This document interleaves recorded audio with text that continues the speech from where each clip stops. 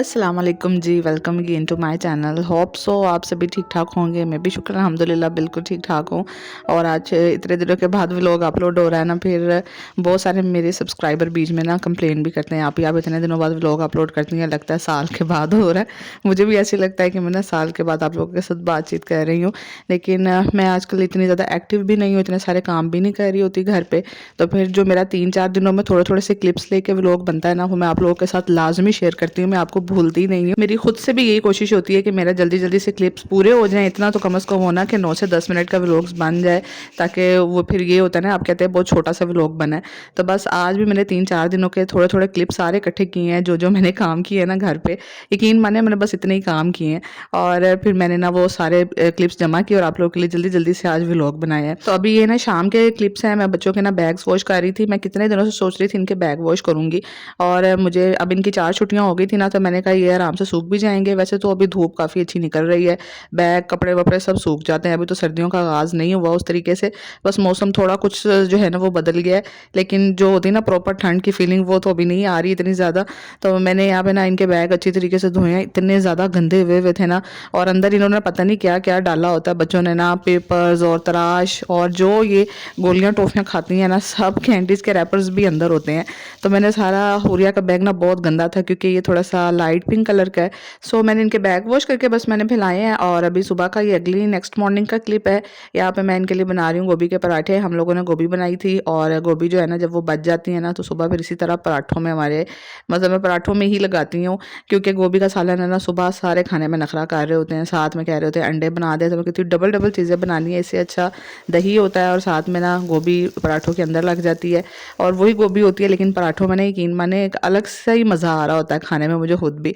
तो यहाँ पे ना 3 पराठों की गोभी थी, तो मैंने हस्बैंड के लिए 2 बनाए, अपने लिए बना लिया था एक, और बच्चों को जो है ना वो आलू के पराठे मैंने बना दिए थे। तो बस जनाब नाश्ता वाश्ता किया, और उसके बाद हेल्पर के आने से पहले जो बच्चों को जो कि छुट्टी थी, तो मैंने इनको काम पे लगाया। मैंने कहा सारी बेडशीट वगैरह दोनों रूम की ठीक करो, और साथ में सोफे वगैरह झाड़ के, क्योंकि ऊपर से झाड़ पोंछना उसके आने से पहले ही कर लेती हूँ मैं सारी चीज़ें, ताकि बाद में मैस वगैरह कचरा ना नीचे बिखरे। तो वो सारी चीज़ें की हैं, और अभी सारी चीज़ें करके ना बैठे लेटे ही हुए थे कि सुबह मतलब 11-12 बजे के करीब जो है ना वो मेरी अम्मी आ गई थी। 11 बजे के करीब आई थी तकरीबन, और फिर उसके बाद जो है हेल्पर सफाइयाँ वगैरह करके गई है, तो दोपहर के खाने का वक्त हो गया था। तो फिर अम्मी जो है ना वो यहाँ पे बना रही थी फ़िश, और ये साथ साथ मैं लास्ट वाला जो है ना ये इसके अंदर डाले हुए थे फ़िश के पीसेस, तो उसको मैं पलट रही हूँ। और साथ में ना फिर अम्मी रोटियाँ बना रही थी। मैंने अम्मी से कहा कि ना आप इसके ऊपर हल्का सा घी लगा दें। मैं कह रही नहीं, मैं सेक सेक के बना दूँगी, क्योंकि ना मुझे खुद सेक के बनाना बड़ा मुश्किल काम लगता है। जब से हमारी ये सीएनजी वाली गैस मैंने स्टार्ट की है ना, वैसे इसकी बहुत सहूलत है। लोग सारी सोसाइटी में चीखते रहते हैं कि गैस नहीं आ रही। आपको भी पता है जो सुई गैस के शेड्यूल आजकल चल रहे हैं ना, कि गैस 2-2 घंटे 3-3 घंटे दरमियान में दे रहे होते हैं। शाम को भी 8:30-9 बजे अक्सर लोगों की चली जाती है। तो उस हिसाब से तो बड़ी मौज है कि ये वाली गैस ना, चाहे रात 12 बजे भी कोई सैंडविच चाहे कुछ भी बनाना है ना, तो हर वक्त अवेलेबल होती है। ये तो मुझे ना इस हिसाब से बहुत अच्छी लगती है। लेकिन ये रोटियां है ना, ये इसके ऊपर सेक सेक के मैं बनाती हूँ, क्योंकि इसके आग के ऊपर मैं नहीं बनाती हूँ, क्योंकि मुझे लगता है कि शायद मे बी ये सेहत के लिए अच्छा ना हो इसके ऊपर सेक के बनाना।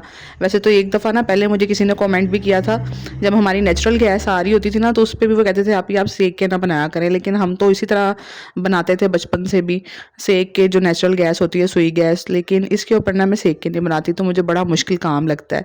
तो बस फिर ना सैलड वगैरह बनाया हमने, और नाश्ता कह रही हूँ, हम लोगों ने दोपहर का खाना वगैरह खाया आराम से बैठ के।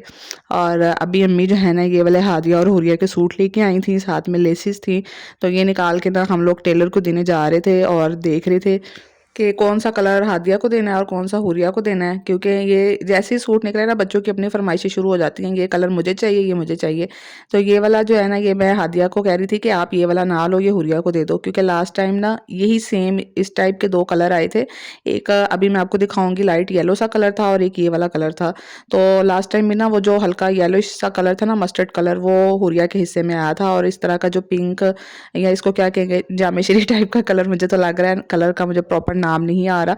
तो ये वाला ना हादिया ने सिलवाया था, तो मैंने कहा इस दफ़ा आप आपस में ना एक्सचेंज कर लो कलर्स ना, क्योंकि पिछली दफ़ा कभी पहनोगे और इस दफ़ा तो चले वो कलर थोड़ा जो है ना वो अलग अलग हो जाएगा दोनों का।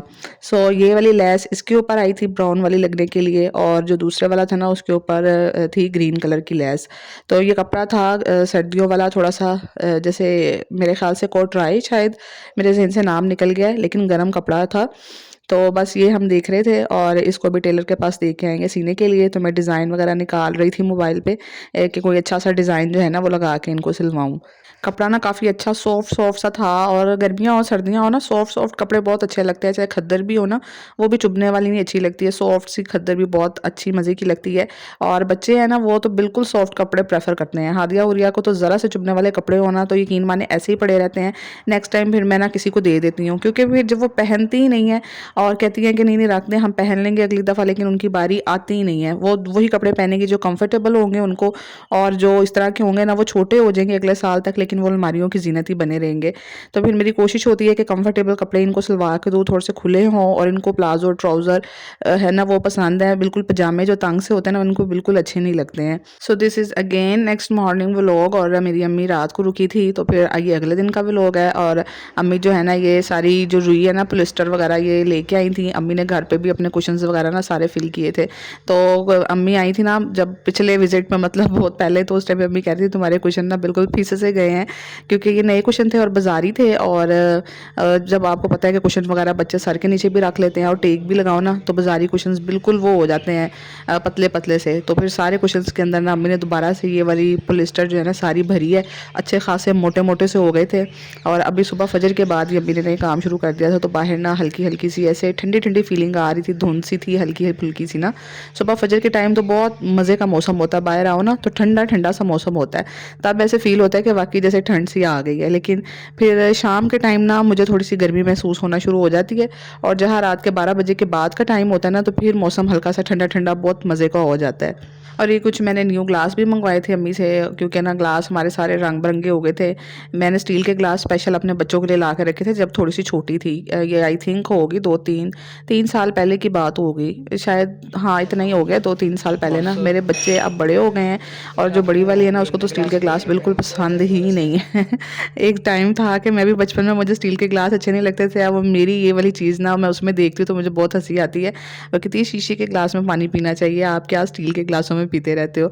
तो जब शीशे के इस्तेमाल होते हैं तो वो टूटते भी उतने ज़्यादा, तो रंग बिरंगे हुए हुए थे। फिर मैंने ना न्यू मंगवाए थे 2 सेट घर के लिए, ताकि जितने भी शीशों में ग्लासों में पी लेना तो चले वो रंग बिरंगे ना हो, कम से कम 2 सेट तो जो है ना वो प्रॉपर एक तरह के पड़े रहें। क्योंकि सारे बिल्कुल जो है ना इन्होंने बाज़ दफ़ा मेहमान भी आए तो टूट जाते हैं, कुछ हेल्पर्स भी बर्तन धोए तो टूट जाते हैं, और कुछ बच्चे भी जो है ना वो इस तरह चीज़ें यूज़ करते हैं ना, जितनी मर्जी तलकीन कर लो आप लेकिन हमेशा सिंक में मिल रहे होते हैं।